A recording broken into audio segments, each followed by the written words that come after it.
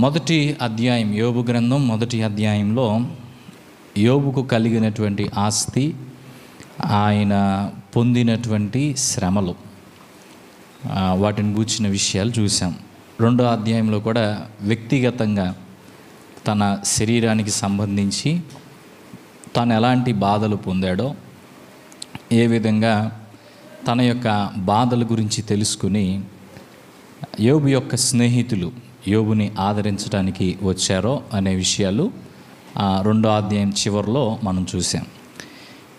ఈ స్నేహితులు వచ్చి 7 రోజుల పాటు యోబు యొక్క బాధలు చూస్తూ మౌనంగా కూర్చున్నారు. ఏమి మాట్లాడడానికి వాళ్ళకి మనసు ఒప్పలేదు. యోబు ఏం మాట్లాడలేదు, వచ్చిన 3 స్నేహితులు కూడా ఏమీ మాట్లాడలేదు. బహుశా 4 వచ్చారేమో, ఎందుకంటే ఈ గ్రంథంలో 4 వ్యక్తులు మాట్లాడడాన్ని మనం చూడవచ్చు. బహుశా ఇంకా చాలామంది కూడా వచ్చి ఉండొచ్చు. యోబు యొక్క స్నేహితులు కూడా ఎవరు ఏమీ మాట్లాడలేదు. 7 రోజులు మౌనం తర్వాత యోబు మొదటిసారి మాట్లాడడం ప్రారంభించాడు. యోబు మాట్లాడిన విషయాలు 3వ అధ్యాయంలో రాయబడ్డాయి. సో వాస్తవంగా ఈ 3వ అధ్యాయంలో యోబు మాట్లాడిన విషయాలు ఏంటంటే 3 ప్రశ్నలు వేశాడు యోబు. 1, నేను ఎందుకు పుట్టాను. 2, నేను ఎందుకు పుట్టగానే చచ్చిపోలేదు.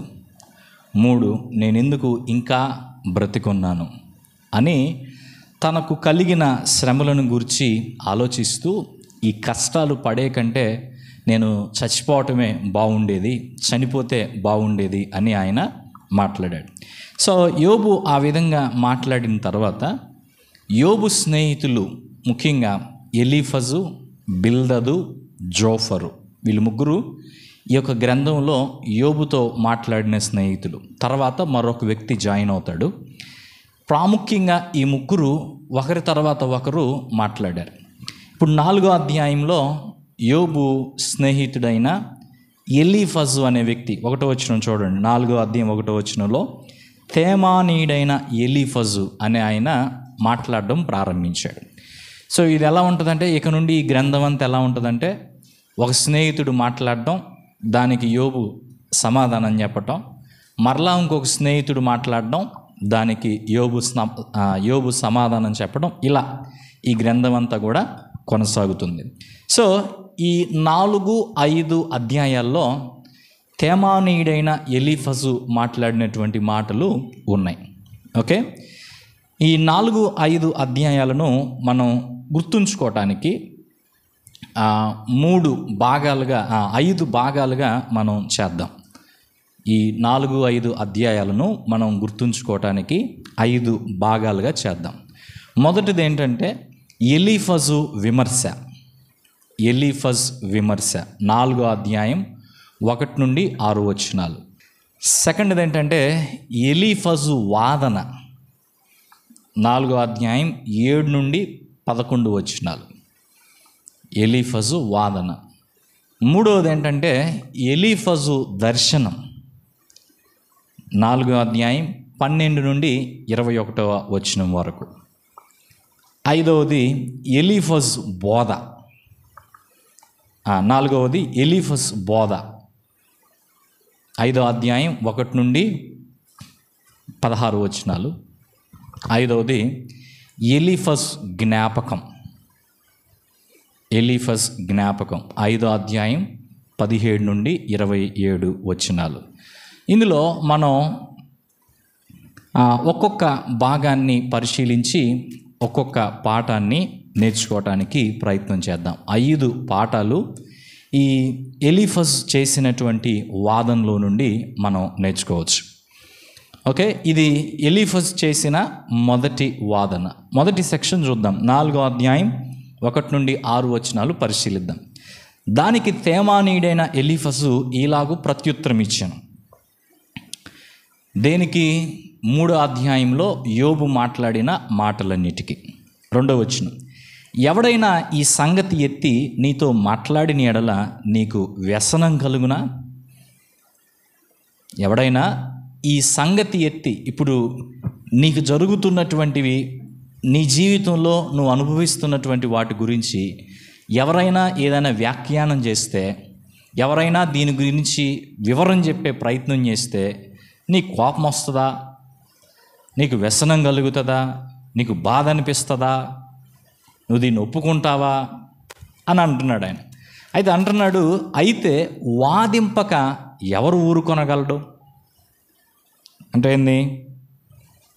వాదింపక ఎవరు ఊరుకొనగలడు అంటే, నీ పాటికి నువ్వు మాట్లాడుతూ ఉంటే మాట్లాడకుండా ఎవరు మాత్రం ఊరుకుంటారు? మొదటి మాటలు ఏమడుగుతున్నాడంటే, నీకు వ్యసనం కలుగునా అంటే నీకేమన్నా అభ్యంతరమా, నీకేమన్నా అబ్జెక్షనా? నేను ఈ సంగతి గురించి మాట్లాడితే నీకేమన్నా అబ్జెక్షనా అని అంటూనే నెక్స్ట్ ఏమంటున్నాడంటే, నువ్వు మాట్లాడుతూ ఉంటే ఎవరు ఏం మాట్లాడకుండా ఎలా ఉంటారు? ఏదో ఒకటి మాట్లాడతారు కదా. 3వ వచనం, అనేకులకు నీవు బుద్ధి నేర్పినవాడు, బలహీనమైన చేతులను బలపరిచినవాడు.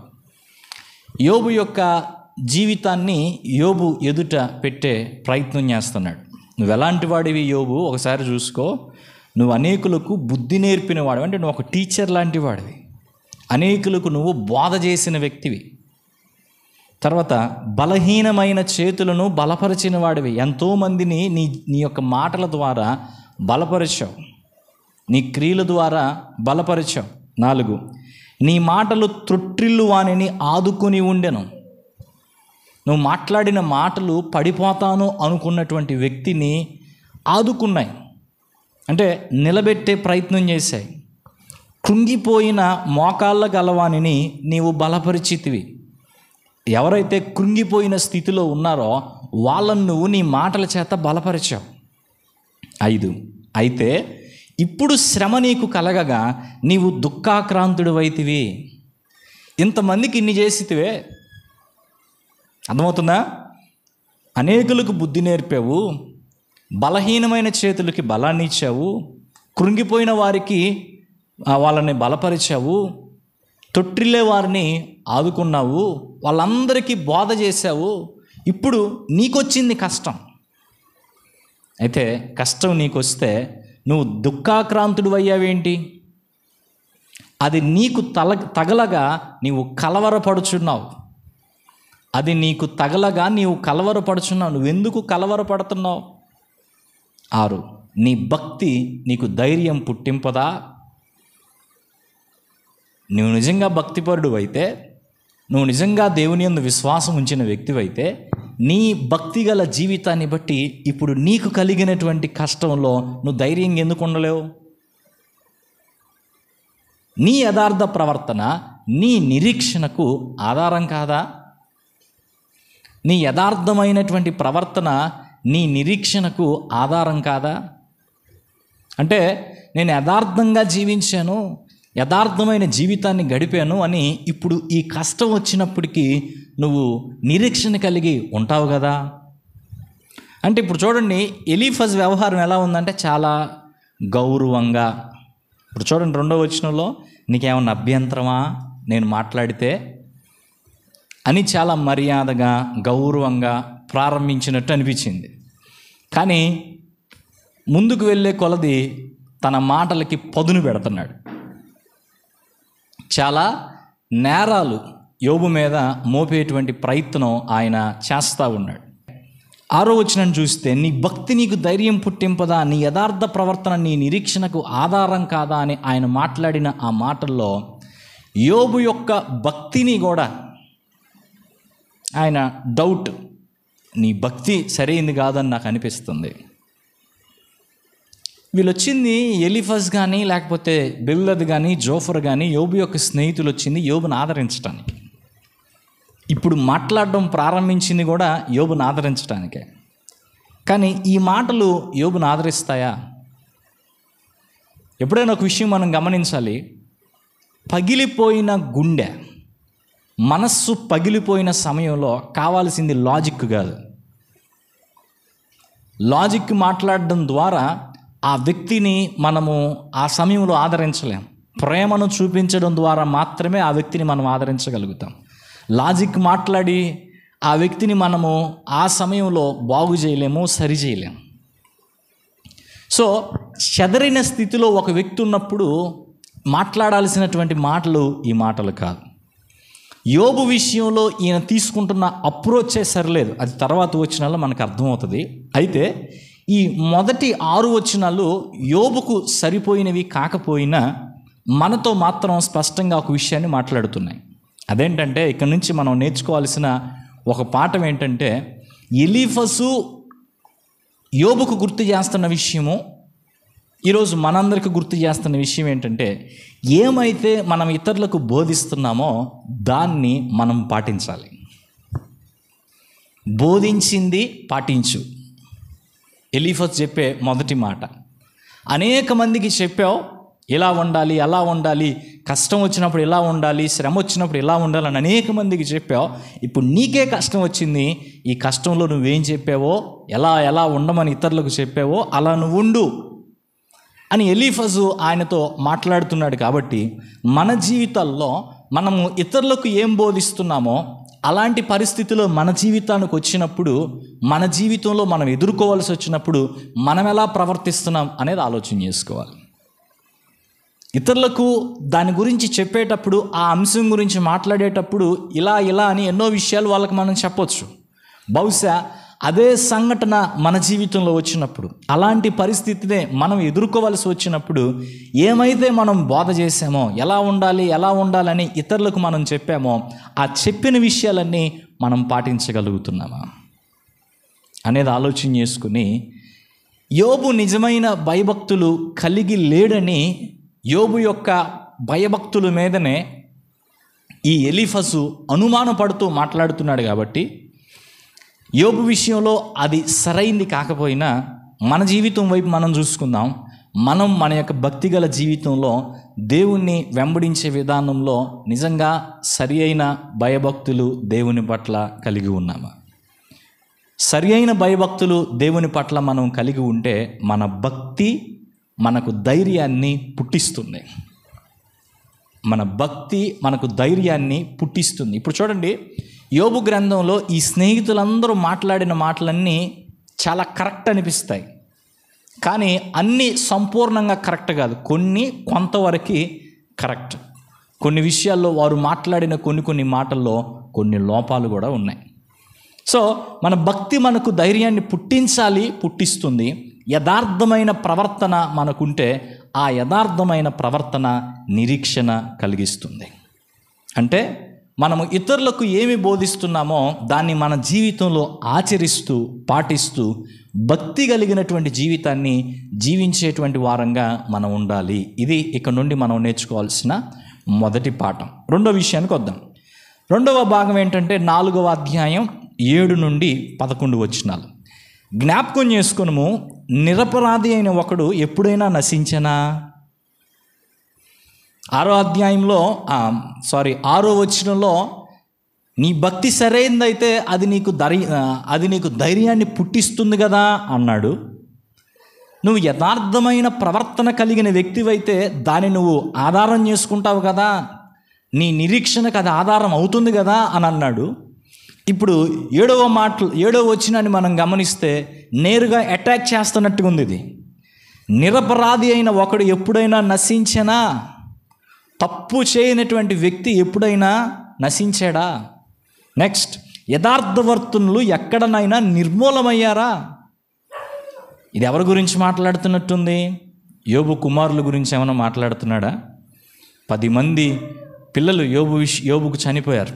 అంటే యోబు యొక్క 10 మంది పిల్లలు, 7 కుమారులు 3 కుమార్తెలు. సో యోబు పిల్లలు చనిపోయారంటే వాళ్ళు యథార్థవంతులు కారు కాబట్టి చనిపోయారా?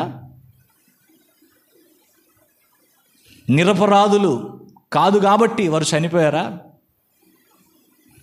అంటే వారు అపరాధం చేసి, ఈయన వ్యవహారం ప్రకారం చూస్తే, ఈయన మాట్లాడుతున్న దాన్ని బట్టి చూస్తే వాళ్ళు అపరాధం చేసి పాపం చేసి ప్రవర్తించినటువంటి ప్రవర్తనను బట్టి వారు వాళ్ళ యొక్క ప్రాణాన్ని కోల్పోయినట్టుగా ఆయన భావిస్తూ ఉన్నాడు.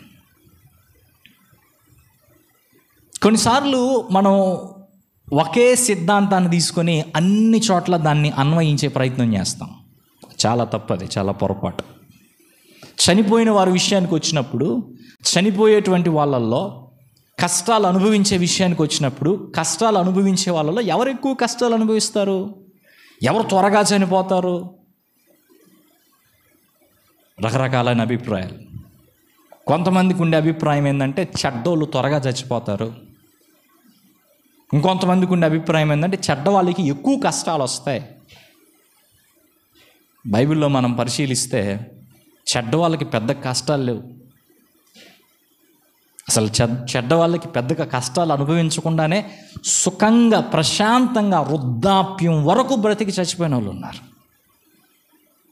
నీతిమంతులే ఎక్కువ కష్టాలు పడినటువంటి సందర్భాలు బైబిల్లో మనం చూస్తాం. సో ఒక విషయాన్ని పట్టుకొని దాన్ని మనం అన్నిటికీ ఆపాదించే ప్రయత్నం చేయకూడదు. ఈయన దాన్ని మాట్లాడుతున్నాడు. 8వ వచనం, నేను చూచినంత వరకు అక్రమమును దున్ని కీడును విత్తువారు దానినే కోయుదురు. ఈ అధ్యాయం అంతా మనం గమనిస్తే, ఈ అధ్యాయం కానీ తర్వాత అధ్యాయం కానీ, అంటే ఎలీఫజ్ యొక్క మొదటి వాదన అంతా దేని మీద బేస్ అయ్యింది? నాకు తెలిసినంత వరకు, నేను చూసినంత వరకు, నాకు అర్థమైనంత వరకు. ఇదంతా ఏంటి? ఈ మాటలు ఏంటి? ఏం తెలియజేస్తాయి ఈ మాటలు? Based on experience. తను అనుభవాన్ని ఆధారం చేసుకొని మాట్లాడుతున్నాడు. దీని గురించి మనం ఆలోచిద్దాం. అనుభవం ముఖ్యమా, సత్యం ముఖ్యమా? ఈ రెండింటి మధ్య తేల్చుకోవాలి మనం. ఒక వ్యక్తి యొక్క అనుభవం అనేది ఒక సిద్ధాంతంగా మనం చేయలేం. ఆ అనుభవం నీకు ఉండొచ్చు, మిగతా వాళ్ళకు ఉండకపోవచ్చు. ఈయన అంటున్నాడు నేను చూచినంత వరకు. నువ్వు చూడకుండా ఇంకేమన్నా జరిగి ఉండొచ్చుగా. నేను చూచినంత వరకు అక్రమమును దున్ని కీడును విత్తువారు దానినే కోయుదురు. అక్రమమును దున్ని కీడును విత్తేవారు. కోసేదేంటి? అదే విధమైన పంట. దేవుడు ఓదగా వారు నశించుదురు, ఆయన కోపాగ్ని శ్వాసము వలన వారు లేకపోదురు. దేవుడు వారి మీదకి శిక్షను తీసుకొస్తాడు. సింహగర్జనయు క్రూర సింహపు శబ్దమును నిలిచిపోవును, కొదమ సింహల కోరలను విరిగిపోవును. అంటే దుర్మార్గమైనటువంటి ప్రవర్తన ద్వారా వారు ఎన్ని చెడ్డ క్రియలు చేసినా దేవుడు దానికి ముగింపు పలుకుతాడు. ఎరలేనందున ఆడు సింహము నశించును, సింహపు పిల్లలు చెల్లా చెదరగొట్టబడును. ఈ భాగంలో ఈయన తన వాదం అంతటికి ముఖ్యమైన పాయింట్ ఇది. ఏంటంటే యోబుకి ఇన్ని కష్టాలు వచ్చినాయి అంటే ఊరక రాలేదు. ఎట్టొచ్చినాయి? యోబు పాపం చేశాడు, యోబు తప్పు చేశాడు. ఇప్పుడు మనం ఈ మాటలు వింటున్నా కూడా ఆలోచన చేయండి. యోబు లాంటి కఠినమైన పరిస్థితులు ఎదుర్కొంటున్న వారు మన చుట్టూ ఉన్నప్పుడు వాళ్ళని మనం ఎలా చూస్తాం? ఒక వ్యక్తి కష్టాన్ని అనుభవిస్తున్నప్పుడు, ఒక వ్యక్తికి యాక్సిడెంట్ అయితేనో, ఒక వ్యక్తి ఎగ్జామ్లో ఫెయిల్ అయితేనో, ఒక వ్యక్తికి ఉద్యోగం రాకపోతేనో, ఒకళ్ళకి పిల్లలు పుట్టకపోతేనో, ఒకళ్ళకి పెళ్ళి కాకపోతేనో, ఒకళ్ళు చనిపోతేనో ఎలా చూస్తాం దాన్ని మనం? ఎలీఫజ్ మాట్లాడిన మాటలకి మనం మాట్లాడే మాటలకి పెద్ద తేడా కనిపించదు.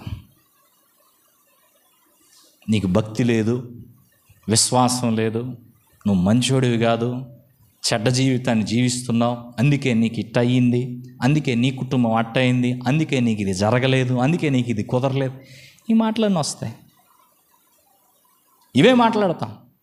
అంటే ఆ సమయంలో మనం మాట్లాడేటువంటి మాటల ద్వారా ఆ వ్యక్తులకున్న గాయం మాన్పటమేమో పక్కన పెడితే, మనం దాన్ని ఇంకొంచెం రేపుతాం.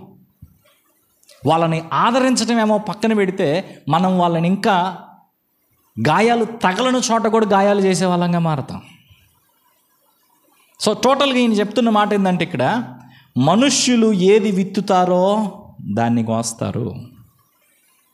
ఒకటి, బోధించింది పాటించు అన్నాడు మొదటి భాగంలో. రెండో భాగంలో ఈ ఎలీఫజ్ వాదనంతా దీని మీద బేస్ చేసుకుంటే ఏంటంటే, నువ్వు ఏం విత్తుతావో దాన్నే కోస్తావు. మనం విత్తినదే కోస్తాం, మనం విత్తినదే కోస్తాం. అయితే గమనించాలి, ఇది యోబుకు వర్తించేది కాదు. యోబు పాపాన్ని విత్తలేదు. యోబు కుమారులు కానీ కుమార్తెలు కానీ, యోబు యొక్క కుటుంబ సభ్యులు ఎవరైనా చెడ్డ కార్యాలకు పాల్పడలేదు, లేదా వాళ్ళు చెడ్డ కార్యాలకు పాల్పడినందుకు వాళ్ళకి ఇలాంటి కష్టం రాలేదు, వాళ్ళకి ఇలాంటి ఇబ్బంది తలెత్తలేదు. అయితే ఈయన చెప్పింది తప్ప, ఎలీఫజ్ చెప్పింది తప్ప, యోబు విషయంలో తప్పు. యోబు విషయానికి అది సరిపోదు. అంటే యోబు కలిగి ఉన్న అనుభవానికి ఎలీఫజ్ మాట్లాడే మాటలకి సంబంధం లేదు. కానీ మనమందరం ఆలోచించదగిన విషయం ఇది. మనందరి జీవితాల్లో మనం గుర్తుంచుకోవాల్సిన విషయం ఏంటంటే, మనం విత్తిందే కోస్తాం. చెడ్డ క్రియలు విత్తినప్పుడు వచ్చే ఫలం చెడ్డ క్రియలే, మంచి క్రియలు విత్తినప్పుడు వచ్చే ఫలం మంచి ఫలమే. కాబట్టి మనము ఏం విత్తుతున్నాం అనే దాని గురించి జాగ్రత్త పడాలి. మనం చెడుతనాన్ని విత్తినప్పుడు, చెడ్డ జీవితాన్ని విత్తినప్పుడు చూస్తున్నటువంటి దేవుడు, మన చెడ్డ క్రియలన్నీ చూస్తున్నటువంటి దేవుడు ఖచ్చితంగా మన చెడ్డ క్రియలకు ప్రతిఫలాన్ని ఇస్తాడు. కాబట్టి జాగ్రత్త పడేటువంటి వారంగా మనం ఉండాలి. మన యొక్క క్రియల విషయంలో, మనం వేసే విత్తనాల విషయాల్లో ఏ విధమైన విత్తనాలు మనం వేస్తూ ఉన్నాం, ఏ విత్తనాలు మనం నాటుతున్నాం అనే వాటి విషయంలో జాగ్రత్త పడాలి. ఎందుకంటే అవే రేపు మనకు ఫలాన్ని ఇవ్వబోతున్నాయి. 4వ అధ్యాయం 12 నుండి 21వ వచనం వరకు మనం చూస్తే ఈయన 3వ విషయాన్ని ఇక్కడ మాట్లాడుతున్నాడు. నాకు ఒక మాట రహస్యంగా తెలపబడెను, నా చెవిలో ఒకడు గుసగుసలాడినట్టుగా అది నాకు వినబడెను. ఎట్లా అంట? రహస్యంగా తెలపబడెను, నా చెవిలో ఒకడు గుసగుసలాడినట్టుగా నాకు అది వినబడెను. గాఢ నిద్ర మనుషులకు వచ్చు సమయమున రాత్రి కలల వలన పుట్టు తలంపులలో అది కలిగెను. భయమును వణుకును నాకు కలిగను, అందువలన నా ఎముకలన్నీ కదిలెను. ఒకని శ్వాసము నా ముఖమును కొట్టగా నా శరీర రోమములు పులకించెను. అది నిలవబడగా దాని రూపమును నేను గుర్తుపట్టలేకపోతిని. ఒక రూపము నా కన్నుల ఎదుట నుండెను. మెల్లనైన ఒక కంఠస్వరము నేను వింటిని. ఇదంతా ఏంటి? తనకేదో దర్శనం వచ్చినట్టుగా ఆ దర్శనంలో జరిగినటువంటి సంఘటనలన్నిటినీ ఈ ఎలీఫజు గుర్తు చేస్తున్నాడు, చెప్తున్నాడు. ఇలా జరిగింది, రహస్యంగా నాకు సంగతి తెలియపరచబడింది. ఎవరో ఒకరు నా చెవిలో గుసగుసలాడారు. ఆ గుసగుసలాడేటువంటి సమయం ఎప్పుడు? నేను గాఢ నిద్రలో ఉన్నాను, రాత్రి కలొచ్చినట్టుగా నాకు అది వచ్చింది. ఆ కలొచ్చినప్పుడు నాకు భయం వేసింది, వణికాను నేను, నా ఎముకలన్నీ కూడా కదిలిపోయినాయి అని ఈ విషయాలన్నీ చెప్తున్నాడు. అంటే ఇది తన అనుభవం, అర్థమవుతుందా? ఆ అనుభవం. దాంట్లో ఏంటి ముఖ్యమైన పాయింట్ ఏంటి? 16వ వచనం చూడండి. ఏమనగా దేవుని సన్నిధిని మర్త్యులు నీతిమంతులగుదురా? అంటే దేవుని ఎదుట నీతిమంతుడైనటువంటి వ్యక్తి ఉన్నాడా? ఆయన ఉద్దేశం ఏంది? నీతిమంతుడైన వ్యక్తి అని అంటే పాపం చెయ్యని వాడు ఉన్నాడా? యోబు, నువ్వు కూడా చేసి ఉంటావు, పాపం చూసుకో. అది ఎలీఫజ్ వాదన. 17 తన్ను సృజించిన వాని ఎదుట తమ్ము సృజించిన వాని సన్నిధిని నరులు పవిత్రులగుదురా? దేవుని ఎదుట పవిత్రులుగా మనుషులు ఉండగలుగుతారా? ఆయన తన సేవకులను నమ్ముటలేదు, తన దూతల యందు లోపములు కనుగొనుచున్నాడు. దేవునితో సరైన సంబంధం కలిగినటువంటి సేవకుల్లోనే అనేకమైన లోపాలు, దేవునికి వ్యతిరేకమైన విషయాలు కనబడుతున్నాయి. వాళ్ళలో కూడా పొరపాట్లు దేవుడు పట్టుకుంటున్నాడు. సరే, సేవకుల సంగతి పక్కన పెడదాం. ఎల్లప్పుడూ దేవుని సన్నిధిలో ఉండేటువంటి దూతల్లో కూడా దేవుడు లోపాలు కనుగొంటున్నాడు. 19 అలాగైతే జిగటి మంటి ఇండ్లలో నివసించు వారి యందు, మంటిలో పుట్టిన వారి యందు, చిమ్మెట చితికిపోవునట్లు చితికిపోవు వారి యందు మరి ఎన్ని కనుగొనును? మనిషిని గురించిన వివరణ ఇది. 8 విషయాలు ఉన్నాయి ఇక్కడ మీరు గమనిస్తే. జిగటి మంటి ఇండ్లలో నివసించేవారు మనుషులు, మట్టిలో పుట్టినవారు. 3 చిమ్మెట చితికిపోవునట్టు చితికిపోయేవారు, ఉదయం మొదలుకొని సాయంత్రం వరకు ఉండి బద్దలైపోయేవారు, ఎన్నిక లేని వారై సదాకాలం నాశనమయ్యేవారు, ఒక డేరా లాంటి జీవితం కలిగిన వారు, బుద్ధి లేకే చనిపోయేటువంటి వారు, లోపాలు కలిగినటువంటి వారు అని చాలా విషయాలు ఇక్కడ ఈ ఎలీఫజు మాట్లాడాడు. కానీ ఇక్కడ గమనించాల్సింది ఏంటంటే, దేవదూతల్లోనే తప్పులు కనపడితే దేవునికి ప్రియమైన జీవితాన్ని జీవిస్తున్నటువంటి దేవుని సేవకుల్లోనే అన్ని తప్పులు దేవుడు కనుక్కుంటే, ఒక సాధారణమైన మనిషిలో దేవుడు ఎన్ని తప్పులు కనుక్కుంటాడు? తప్పు చేయని వాడు ఉన్నాడంటావా దేవుని ఎదుట? పాపము లేని వ్యక్తి ఉన్నాడంటావా దేవుని ఎదుట? యోబు, నువ్వు కూడా దేవుని ఎదుట తప్పు చేసి ఉంటావు, సరి చూసుకొని తప్పేంటో. అది ఎలీఫజ్ వాదన. ఇంకా అంటాడు, ఉదయం మొదలుకొని సాయంత్రం వరకు ఉండేవారు బద్దలైపోతారు. అంటే మనిషి జీవితం అంత క్షణికమైంది. పొద్దున పువ్వు పూసినట్టుగా పూస్తారు, సాయంత్రానికి ఆ పువ్వు వాడిపోయినట్టుగా మనుషుని యొక్క జీవితం వాడిపోతుంది. ఎన్నికలేని వారై, అంటే లెక్క లేకుండా ఒక వ్యక్తి చనిపోయాడనే సంగతి కూడా ఇంకో వ్యక్తి గ్రహించే లోపలే మనుషుని జీవితం ముగింపులోకి వస్తుంది. మనుషుని జీవితం డేరా లాంటిది భూలోకంలో. ఆ డేరా తాడు తెగిపోతే మనుషుని జీవితం ముగిసిపోయినట్టే. బుద్ధి లేకుండానే, దేవుణ్ణి తెలుసుకోకుండానే మనిషి చనిపోతున్నాడు అని ఆయన మాట్లాడుతున్నాడు. అయితే ఒక విషయాన్ని గమనించాలి. మళ్ళా ఎలీఫజ్ చెప్పిన ఈ మాటలు యోబు విషయంలో సరైనవి కాదు, కానీ మనందరం ఆలోచించాల్సిన విషయాలు. మనందరి జీవితాలను సరిపోల్చి చూసుకోవాల్సిన విషయాలు. యోబు జీవితంలో కష్టాలు రావడానికి కారణం యోబు పాపం కాకపోయినా, మన జీవితంలో దేవుని ఎదుట మనం నీతిమంతులుగా ఉన్నామా, పాపము లేని జీవితాన్ని జీవించగలిగే వారంగా ఉన్నామా అనేది పరిశీలించుకోవాలి. అయితే దానికంటే ముందు మనం గమనించాల్సింది, ఈ భాగం నుంచి నేర్చుకోవాల్సిన ముఖ్యమైన విషయం ఏంటంటే, ఈ ఎలీఫజ్ మాట్లాడినట్టుగా కొంతమంది ఇప్పటికీ మాట్లాడుతూ ఉంటారు. అంటే గమనించాలి, దేవుని వాక్యము సొంత అనుభవం. అందరు వినాలి, దేవుని వాక్యము సొంత అనుభవం. ఏది గొప్ప? ఏది గొప్ప? వాక్యం గొప్ప, అనుభవం గొప్ప? ఏది గొప్ప? వాక్యమా, అనుభవమా? వాక్యమే. కానీ ఇప్పటికీ ఈ బ్యాచ్ మన సంఘంలోనే ఉన్నారు, ఇంకా మీ చుట్టూ చాలా మంది కనపడతారు. వీళ్ళకి వాక్యంతో సంబంధం వద్దు, వాళ్ళ అనుభవమే గొప్ప. దేవుడు నాకు చెప్పాడు అంటాడు. దేవుడు నీకు ఏది చెప్పినా బైబిల్లోనే చెప్పాలా. నీకేది చెప్పినా బైబిల్లో ఉన్న విషయానికి సరిపోయిందిగా చెప్పాలా. బైబిల్ అనేది పరిశుద్ధాత్మని యొక్క ప్రేరణతో రాయబడిన గ్రంథం. ఇప్పుడు నీతో మాట్లాడేవాడు పరిశుద్ధాత్మ దేవుడు అయితే, ఆయన రాసిన గ్రంథానికి వ్యతిరేకంగా ఆయన ఎందుకు మాట్లాడతాడు? సో మన అనుభవం ఏదైనా కానీ వాక్య సత్యంతో సరిపోల్చబడాలి.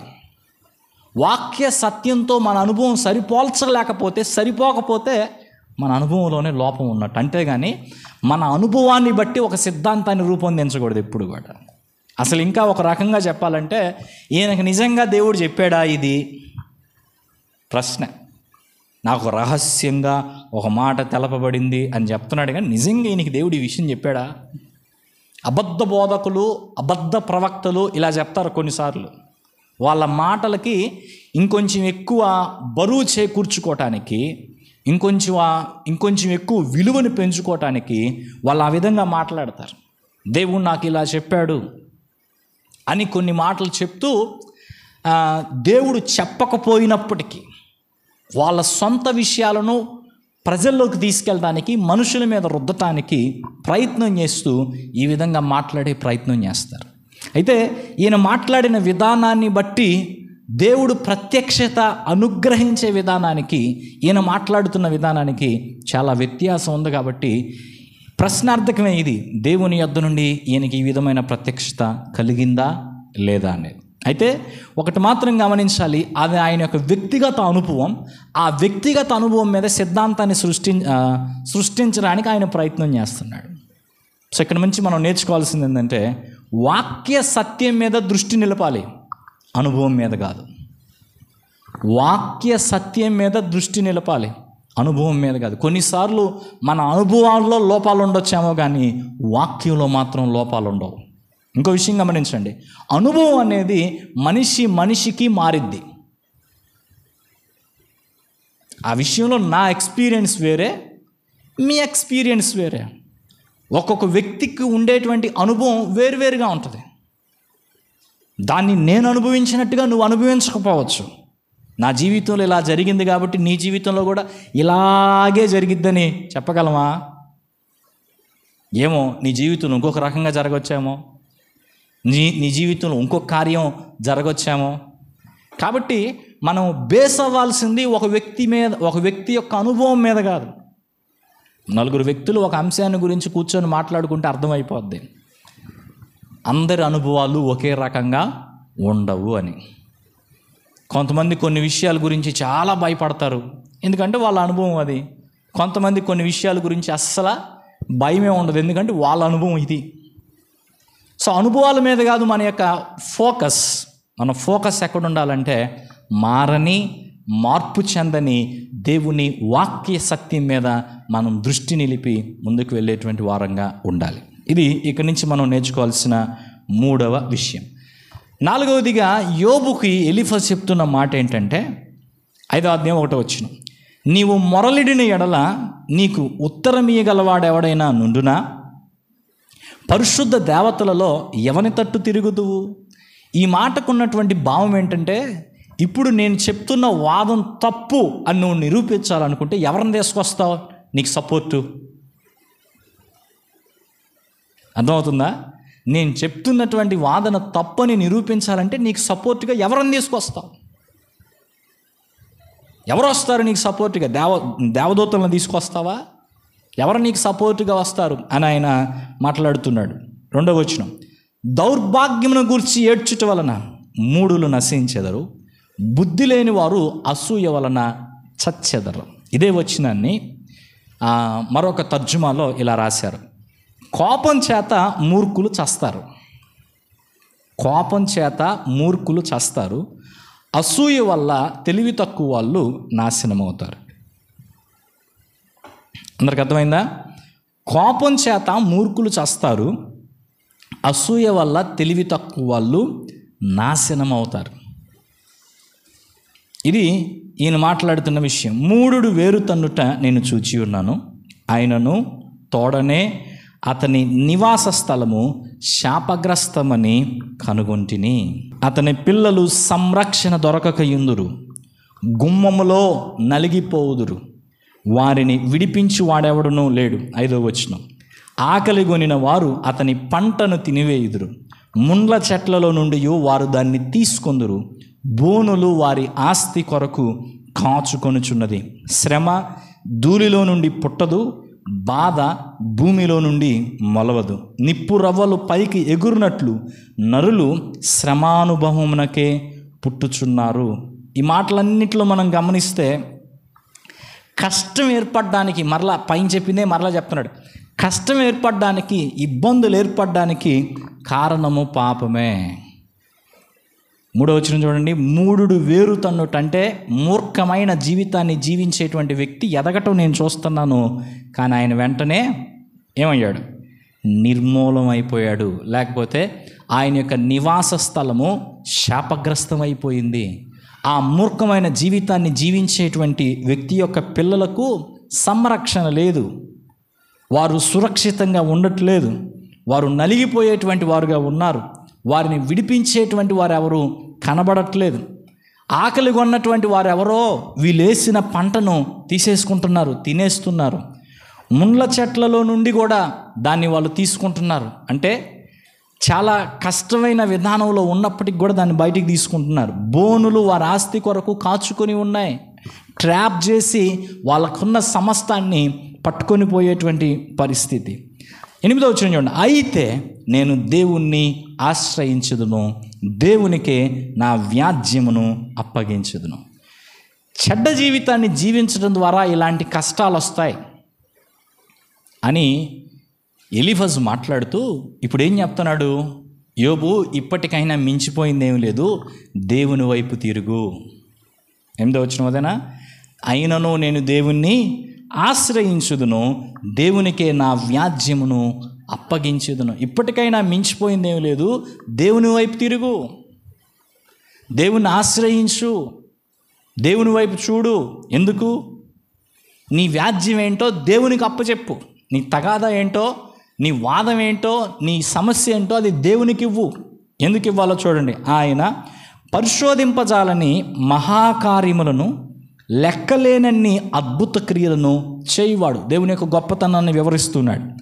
ఆయన భూమి మీద వర్షము కురిపించువాడు, పొలముల మీద నీళ్లు ప్రవహింపజేయవాడు. అట్లు ఆయన దీనులను ఉన్నత స్థలములలో నుంచును, దుఃఖపడు వారిని క్షేమమునకు లేవనెత్తును. చూడండి, 9-10 వచనాల్లో ప్రకృతి మీద దేవునికి ఉన్న అధికారాన్ని వివరించాడు ఎలీఫజ్. ప్రకృతి మీద దేవునికి ఉన్న పవర్, పరిశోధింపజాలని గొప్ప కార్యాలు ఆయన చేసేవాడు. లెక్కలేనన్ని అద్భుత క్రియలు ఆయన చేసేటువంటి వాడు. భూమి మీద వర్షం కురిపించేవాడు ఆయనే. పొలంలో నీరుండాలంటే ఆ నీళ్ళు ఆ విధంగా ప్రవహింపజేసేటువంటి వాడు ఆయనే అని చెప్తూ ఇప్పుడు 11వ వచనంలో మనుషుల జోలికి వస్తున్నాడు. దీనులను ఉన్నత స్థలాల్లో ఉంచుతాడు. అంటే ఒక సామాన్యమైనటువంటి వ్యక్తిని సామాన్యమైన స్థాయి నుండి ఉన్నతమైన స్థానానికి దేవుడు తీసుకెళ్తాడు. దుఃఖపడుతున్నటువంటి వారుగా ఎవరైతే ఉన్నారో వారు క్షేమంగా ఉండే విధంగా క్షేమస్థితికి వారిని మరలా దేవుడు తీసుకొస్తాడు. 12, వంచకులు తమ పన్నాగములను నెరవేర్చనేరకుండా ఆయన వారి ఉపాయములను భంగపరుచును. ఇది దేవునికి ఉన్న సార్వభౌమ అధికారాన్ని సూచిస్తూ ఉంది. వంచకులు అంటే ఎవరు? మోసం చేసేవారు. మోసం చేసేవాళ్ళు వాళ్ళ ఇష్టానుసారమైన రీతిలో మోసం చేయకుండా ఏం చేస్తాడు? వాళ్ళు మోసం చేయాలని ప్లాన్ చేసుకున్నటువంటి ప్రతి ప్లాన్ని, వాళ్ళు వేసుకున్న ప్రతి ఉపాయాన్ని దేవుడు భంగపరుస్తాడు. అంటే ఏంటంటే వాళ్ళ ప్లాన్స్కి పైగా దేవుని కార్యాలు ఉంటాయి. దేవుని గొప్పతనాన్ని ఇక్కడ ఈయన వివరిస్తూ ఉన్నాడు. దేవుడు సార్వభౌమ అధికారం కలిగిన వాడు కాబట్టి ఆయనకు నువ్వు లోబడాలి అని మాట్లాడుతున్నాడు. నెక్స్ట్ 13, జ్ఞానులను వారి కృత్రిమంలోనే ఆయన పట్టుకొనును. ఏ వ్యక్తి అయినా జ్ఞానం కలిగిన వ్యక్తిని నేను అనుకుంటే ఆ జ్ఞానం కలిగినటువంటి వ్యక్తిని వాళ్ళకున్న జ్ఞానంలోనే దేవుడు పట్టుకునేవాడు. ఆయనకున్న గొప్పతనం అది. కపటులు ఆలోచనను తల్లక్రిందులు చేయును. కపటమైన మనస్సు కలిగి ఏ వ్యక్తి అయినా ఆలోచన చేస్తే ఆ వ్యక్తి యొక్క ఆలోచనను తల్లక్రిందులుగా చేయగలిగినటువంటి శక్తి దేవునికి ఉందని వివరిస్తున్నాడు. పగటి వేళ వారికి అంధకారము తారసిలను. ఎవరికి? కపటమైన జీవితాన్ని జీవించే వారికి, మోసకరమైన కార్యాలు చేసేటువంటి వారికి జ్ఞానం గొప్పదనుకొని జ్ఞానులమని చెప్పుకుంటూ దేవునికి వ్యతిరేకమైన జీవితాన్ని జీవించే వారికి ఏమైందంట? పగటి వేళ వారికి అంధకారము తారసిల్లును. అంటే పగలే చీకటి అయిపోద్ది. రాత్రి ఒకడు తడవులాడినట్లు మధ్యాహ్న కాలంలో వారు తడవులాడతారు. అప్పుడే 6-7 గంటలు లేకపోతే రాత్రి 9-10 గంటలు అన్నట్టు అయిపోద్ది అనమాట. మధ్యాహ్నం 12 గంటలకే దేవుడు అలా వారి జీవితాన్ని మార్చేస్తాడు. 15, బలాఢ్యుల నోటి ఖడ్గము నుండి వారి చేతిలో నుండి ఆయన దరిద్రులను రక్షించును. ఈ మాట చూసారా? నోటి ఖడ్గము నుండి అంటే బలవంతులైన వారు మాట్లాడే గర్విష్టి మాటలు, ఎదుటి వ్యక్తిని బాధించేటువంటి మాటలు ఏవైతే మాట్లాడతారో ఆ మాటల నుండి, వారి చేతిలో నుండి అంటే వారు చేసే క్రియల్లో నుండి ఆయన దరిద్రులను రక్షిస్తాడు. ఆయన ఏ విధమైన రక్షణ ఇస్తాడో చెప్పబడింది. కావున బీదలకు నిరీక్షణ కలుగును, అక్రమము నోరు మూసుకును. బీదలైనటువంటి వారు అమ్మో మేము బీదలములే, మా వల్ల ఏం కాదులే అని అనుకోవాల్సిన అవసరం లేదు. అక్రమం చేసేటువంటి వారు, మోసం చేసేటువంటి వారు మేము ఏదైనా చేస్తామని అనుకోవాల్సిన అవసరం లేదు. కారణం ఏంటంటే బీదలను ఉన్నత స్థానానికి దేవుడు హెచ్చిస్తాడు. అక్రమం చేసేటువంటి వారిని, వారి పన్నాగాలన్నీ, వారి యొక్క ఉపాయాలన్నీ భంగపరిచి వారు సిగ్గుపడే విధంగా దేవుడు చేస్తాడు అని ఈయన తెలియపరుస్తూ యోబుకు చేస్తున్న బోధ ఏంటి? పర్లేదు యోబు, ఇప్పుడైనా దేవుని వైపు తిరుగు. సో 4వ మాట ఏంటంటే దేవునిని వెదకి ఆయనకు లోబడాలి. దేవునిని వెదకి ఆయనకు లోబడాలి. మన జీవితంలో దేవుణ్ణి వెదకి ఆయనకు లోబడితే ఇప్పుడు వరకు మనం విన్న ఈ లాభాలన్నీ మన జీవితాల్లో మనం చూడగలుగుతాం. ఈ మేలులన్నీ మన యొక్క జీవితాల్లో మనము అనుభవించగలుగుతాం. ఈ కార్యాలన్నీ దేవుడు మన జీవితంలో జరిగిస్తాడు. ఇక లాస్ట్ విషయానికి వస్తే 17వ వచనం నుండి 27వ వచనం వరకు, దేవుడు గద్దించు మనుష్యుడు ధన్యుడు కాబట్టి సర్వశక్తుడగు దేవుని శిక్షను తృణీకరింపకము. సరే, అయ్యింది అయ్యింది, దేవునికి వ్యతిరేకమైన జీవితాన్ని జీవించావు, దేవుని వైపు తిరుగు, దేవుడు నీకు మేలు చేస్తాడని చెప్తూ ఎవరినైతే దేవుడు గద్దిస్తాడో ఆ మనుష్యుడు ధన్యుడు, దీవించబడినటువంటి వ్యక్తి. కాబట్టి సర్వశక్తుడగు దేవుని శిక్షను తృణీకరించొద్దు, ఈ శిక్షను తృణీకరించొద్దు, ఈ శిక్షను నువ్వు అంగీకరించు, ఈ డిసిప్లైన్ నువ్వు అంగీకరించు. ఎందుకని? ఆయన గాయపరిచి గాయమును కట్టును. ఆయన గాయం చేసాడు ఇప్పుడు, కానీ ఆయనే ఆ గాయాన్ని కడతాడు. ఆయన గాయం చేయును, ఆయన చేతిలే స్వస్థపరచును. దేవుడు గాయం చేసేటువంటి వాడు, కానీ ఆయనే మరలా స్వస్థత కలిగించేవాడు. 6 బాధల్లో నుండి ఆయన నిన్ను విడిపించును, 7 బాధలు కలిగినను నీకు ఏ కీడును తగలదు. 6 బాధల్లో నుండి ఆయన నిన్ను విడిపించాడు, 7 బాధలు కలిగినా కానీ నీకే ఇబ్బంది లేదు. నోటి మాటల చేత 20 క్షామకాలమున మరణము నుండి, యుద్ధమున ఖడ్గబలము నుండి ఆయన నిన్ను తప్పించును. చూడండి, దేవుని గద్దింపును మనం అంగీకరిస్తే దేవుడిచ్చే దీవెన ఇలా ఉంటుంది. దేవుని యొక్క గద్దింపును మనం అంగీకరిస్తే దేవుడిచ్చే దీవెన ఇలా ఉంటుంది అని ఎలీఫస్ ఇక్కడ మాట్లాడుతున్నాడు. క్షామకాలమున అంటే కరువు, తినటానికి తిండి లేని రోజుల్లో, తినటానికి తిండి లేని రోజుల్లో ఆయన దేని నుంచి తప్పిస్తాడు? మరణం నుంచి తప్పిస్తాడు. యుద్ధం వచ్చిన రోజున ఖడ్గము నుండి దేవుడు తప్పిస్తాడు, ఏ కీడు తగలకుండా ఆయన చేస్తాడు. 21 నోటి మాటల చేత కలుగు నొప్పి నీకు తగలకుండా ఆయన నిన్ను చాటు చేయును. మనం వింటున్నప్పుడు ఎవరైనా మనల్ని తిడితే బాధ అనిపించింది, మనం వినకుండా ఎవరైనా మనల్ని తిట్టుకున్నారు, మనకు తెలియదు కదా మాట. అది నోటి మాటల చేత కలిగేటువంటి నొప్పి ఎలా ఉంటుందో అది మనకు తగలకుండా ఆయన మనల్నంట చాటు చేస్తాడు. ప్రళయము వచ్చినను నీవు దానికి భయపడవు. 22 పొలములోని రాళ్లతో నీవు నిబంధన చేసుకుని ఉందువు, అడవి మృగములు నీతో సమ్మతిగా నుండును. అంటే అడవి మృగాల ద్వారా వచ్చేటువంటి సమస్యలను కూడా దేవుడు అదుపు చేసి తన వైపు చూసేటువంటి వారికి రక్షణ కల్పిస్తాడు. 23 ప్రళయమును క్షామమును వచ్చినప్పుడు నీవు వాటిని నిర్లక్ష్యము చేయదు. అదేంది?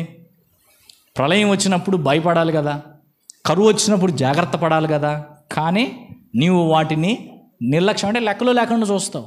కారణం ఏంటి? భద్రపరిచే దేవుడు ఉన్నాడు. అడవి మృగములకు నీవు ఏమాత్రము భయపడవు, ఎందుకంటే వాటిని దేవుడు సమ్మతిపరుస్తాడు కనుక. 24 నీ డేరా క్షేమ నివాసమని నీకు తెలిసి ఉండును, నీ ఇంటి వస్తువులను నీవు లెక్క చూడగా ఏదియు పోయి ఉండదు. ఇంట్లో ఉన్నటువంటి ప్రతిదానికి దేవుడు భద్రత ఇచ్చేటువంటి వాడుగా ఉంటాడు. మరియు నీ సంతానము విస్తారమగుననియు, నీ కుటుంబీకులు భూమి మీద పచ్చిక వలె విస్తరించుదురనియు నీకు తెలియను. దేవుడు మన కుటుంబాన్ని కూడా అభివృద్ధి చేస్తాడు. 26 వాటి కాలమున ధాన్యపు పనలు ఇల్లు చేరినట్లు పూర్ణ వయస్సు గలవాడవై నీవు సమాధికి చేరుదువు. ఎప్పుడొస్తాయి ధాన్యపు పనులు ఇంటికి? బాగా పండిన తర్వాత.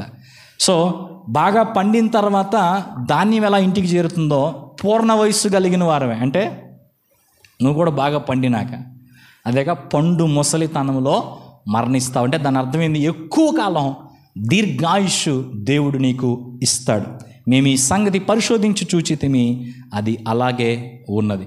సో దేవుని గద్దింపును అంగీకరించు, దేవుడు దీవిస్తాడు. ఇది ఎలీఫస్ చెప్తున్న 5వ మాట. నీ జీవితంలో దేవుని గద్దింపును అంగీకరించు. ఒకవేళ నీ తప్పును బట్టి దేవుడు నిన్ను గద్దిస్తూ ఉంటే ఆ గద్దింపును అంగీకరించి దేవుని వైపు తిరిగితే ఈ వచనాల్లో రాయబడినటువంటి దీవెన దేవుడు మనకిస్తాడు, యోబుకి ఇస్తాడని యోబుకు దేవుడు ఎలీఫస్ చెప్తున్నాడు. కానీ ఇది యోబుకు వర్తించే విషయాలు కాదు.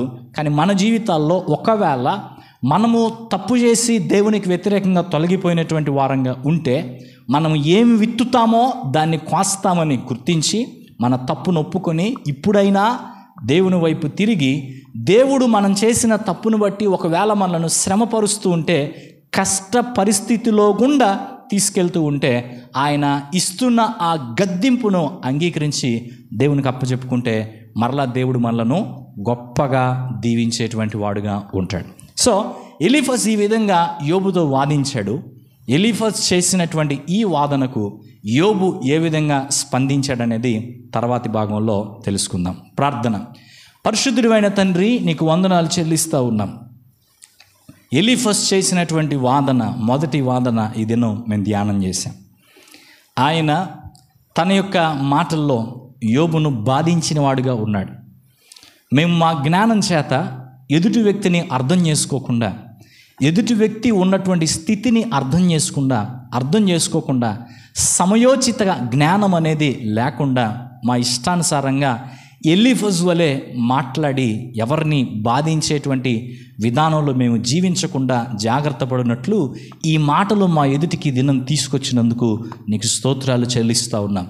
గతంలో ఎప్పుడైనా ఎలీఫజ్ ప్రవర్తించినట్టుగా మేము కూడా ప్రవర్తించి ఉంటే, ఒక వ్యక్తి తప్పు చేసినప్పుడు, ఒక వ్యక్తి కష్టాలు అనుభవిస్తున్నప్పుడు, ఒక వ్యక్తి ఇబ్బందిని తన జీవితంలో చూస్తున్నప్పుడు ఆ వ్యక్తి పాపం చేశాడని, ఆ వ్యక్తి జీవితంలో భక్తి లేదని, ఆ వ్యక్తి నీకు వ్యతిరేకంగా నడుచుకుంటున్నాడని, అందుకే ఈ విధంగా ఆయన యొక్క జీవితము ఉందని భావించి మేము ఆ వ్యక్తి విషయంలో ఆలోచన చేసి మా నోరు ఆ విధంగా మాట్లాడే విధంగా చేసుకుని ఉన్నట్లయితే, చేసిన వారంగా ఉన్నట్లయితే మమ్మల్ని క్షమించండి ప్రభువా.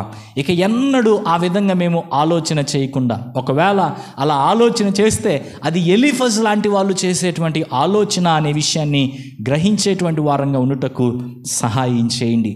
మేము ఏమైతే బోధిస్తున్నామో అది ప్రభువా మా జీవితంలో పాటించే జీవితాలు మాకు దయచేయండి. మొదట మాకు మేము బోధించుకునే వారంగా, ఆ మాటల ప్రకారంగా మేము జీవించే వారంగా, భక్తి కలిగిన జీవితాన్ని కలిగి ఉండే వారంగా సహాయం చేయండి. మేము ప్రభువా భక్తి కలిగిన జీవితాన్ని జీవించడం ద్వారా ఎటువంటి ఫలితాలు వస్తాయో ఆ ఫలితాలు పొందేటువంటి కృప కలిగి ఉండే వారంగా ఉండటానికి సహాయం చేయండి. మరి ముఖ్యంగా మేము ఏది విత్తుతామో అదే కోస్తామనేటువంటి జ్ఞాపకం ఎల్లప్పుడూ మా మనసులో ఉండి, చెడ్డ విషయాలను విత్తక మంచి విషయాలను విత్తుతూ కొనసాగేటువంటి వారంగా ఉండుటకు సహాయం చేయమని ప్రార్థన చేస్తూ ఉన్నాం. మా అనుభవాలను మేము ఆధారం చేసుకుని సిద్ధాంతాలను సృష్టించే వారంగా కాక, నీ వాక్య సత్యాలను మారని, మార్పు చెందని వాక్య సత్యాల మీద మనస్సు నిలిపి కొనసాగే జీవితాలు మాకు దయచేయండి. ఈ మాటలు విన్న వారిలో ఎవరైనా ప్రభువా నీ ఎదుట తప్పిపోయిన వారుగా, నీకు వ్యతిరేకమైన జీవితాన్ని జీవిస్తున్న వారుగా, దేవా నీ యొక్క శ్రమను నీవు వారి జీవితంలో అనుమతించినటువంటి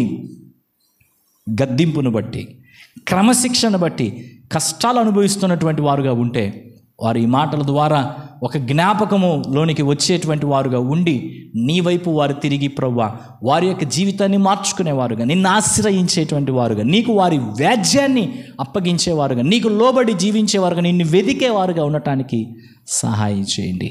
మరి ముఖ్యంగా ప్రభువా మీరు వారి విషయంలో దేవా ఈ సమయంలో కోపగించి మీరు గద్దిస్తున్న విధానాన్ని అర్థం చేసుకొని ఆ గద్దింపును తృణీకరించకుండా వారి జీవితంలో కొనసాగుట ద్వారా మీరిచ్చే దీవెన పొందుకునే కృప మాకు మీరు దయచేయండి. ఈ వాక్య ప్రయాణంలో మేము నేర్చుకుంటున్న ప్రతి విషయము మా ఆత్మీయ జీవితాన్ని ఎంతో కట్టి వృద్ధి చేయనట్లు, నీకు దగ్గరగా మమ్మల్ని చేర్చినట్లు బలపరచమని ప్రభువును రక్షకుడైన యేసయ్య నామములో ప్రార్థిస్తున్నాం తండ్రి.